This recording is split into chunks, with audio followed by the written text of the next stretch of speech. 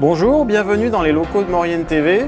Aujourd'hui, nous recevons Ludovic Didier, entraîneur de l'équipe de France de ski de boss. Ludovic Didier, bonjour. Bonjour. Quelle surprise vous nous ramenez en Maurienne et quelle surprise, une médaille d'or, celle de Perrine Lafont, donc au JO de Pyeongchang. Alors, rappelez-nous un petit peu qu'est-ce qui s'est passé. C'était tout frais, hein, c'est tout frais. Hein. La semaine dernière, ouais, effectivement, ouais. Une belle médaille d'or dans la discipline du ski de boss, dans la discipline du ski freestyle.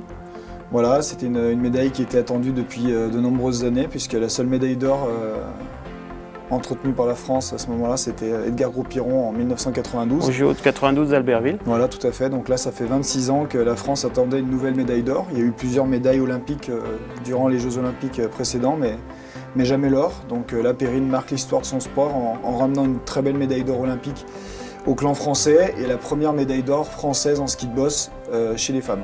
Alors, c'est vrai que c'est une première. Alors, tout ça, ça ne s'est pas fait tout seul. Il a fallu monter une équipe, préparer tout ça. Comment ça s'est passé ? C'est vrai que c'est un travail de longue haleine. Ouais. Ça a été des années et des années de travail, de mise en place, de sélection, de programmation sportive pour aller chercher un cursus qu'on appelle olympique sur 4 années. Donc, à la sortie des Jeux olympiques de Sochi en 2014, il y a 4 ans. On a remis un programme en place pour aller chercher l'objectif d'une médaille olympique sur ces Jeux de Pyeongchang.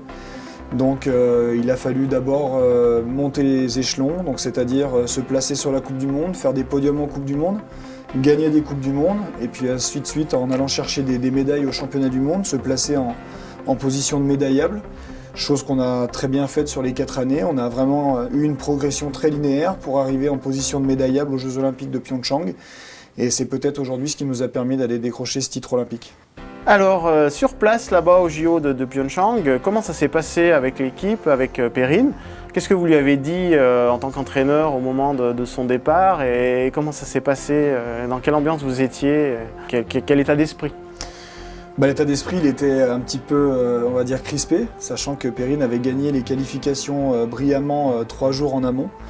Donc c'est vrai que quand tu gagnes les qualifications quelques jours auparavant la finale, parce que c'était décalé, il a fallu se remettre dans un cursus de compétition. Après c'est vrai qu'on a eu 8 journées complètes de ski où elle n'a absolument pas pris de repos.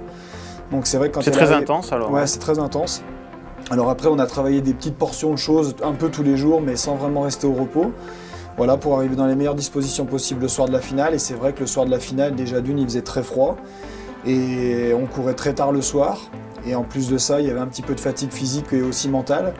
Donc c'est vrai qu'il y avait un petit peu avec la pression, la tension d'un peu de l'événement, et puis l'attente qu'il y avait un petit peu sur ses épaules. C'est vrai que les 2 premières descentes, elle était un tout petit peu crispée. Elle avait un temps, un chrono qui était inférieur à celui qu'elle avait réussi à faire aux qualifications.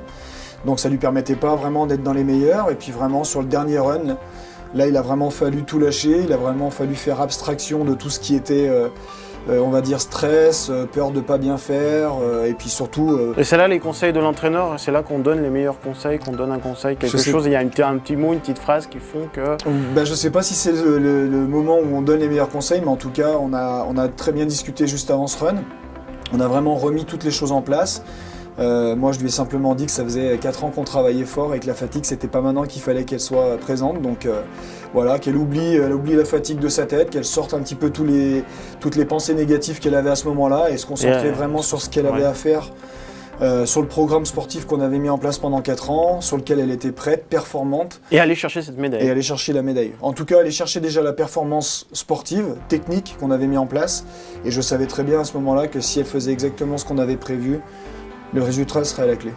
D'accord. Il y a eu des contacts pendant tous ces jours avec la Maurienne aussi, j'imagine. Quelques-uns, oui. Ouais, avec la famille, les amis. Ouais. Bien sûr, on ne reste pas isolé quand on est là-bas. J'imagine qu'il y a de l'encouragement de l'extérieur. Il y avait des gens aussi sur place, peut-être aussi, non ? Oui, il y a la famille de Perrine et quelques amis qui sont venus. Ouais. Après, c'est vrai qu'il y a tout le clan français qui est aussi là pour nous soutenir, mais il y a aussi la famille. Donc ça, c'est très important. Quand tu vas sur une compétition comme ça, le fait de savoir... le soutien qu'on t'apporte à l'étranger, c'est toujours important. Ouais.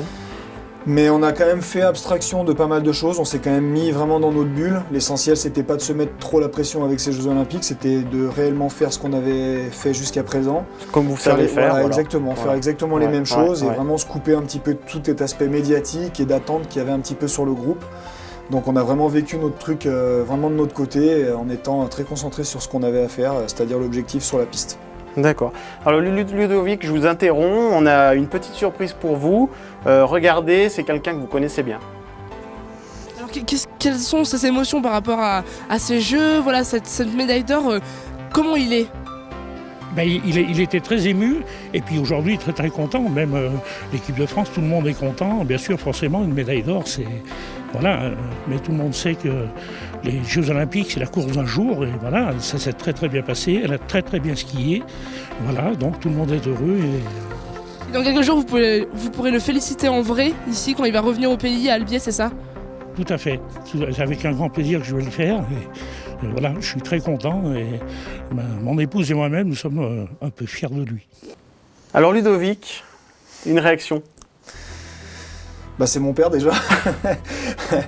Non, ça fait plaisir d'entendre ça de sa part parce que c'est vrai qu'on n'est jamais vraiment en contact. Moi, je suis toujours très loin d'ici. Je suis rarement à la maison. C'est vrai qu'on n'a pas souvent l'occasion de se voir et de profiter des bons moments, et notamment celui-ci. J'ai encore pas eu la chance de pouvoir fêter ça avec eux et de me retrouver avec ma famille. Donc, c'est vrai que c'est très touchant de voir mon père avoir de la fierté pour ce qu'on a déjà fait avec la France et puis voilà, avoir de la fierté aussi pour ce que j'ai fait avec cette équipe. Voilà, et puis aussi une fierté de tout ce qui s'est fait aussi par le passé à Albier. Je crois qu'on peut revenir aussi un peu sur cette petite station mauriennaise qui mérite aussi un coup de projecteur. C'est une station dans laquelle vous êtes très investi. On peut le rappeler, hein, il y a eu de nombreux rendez-vous.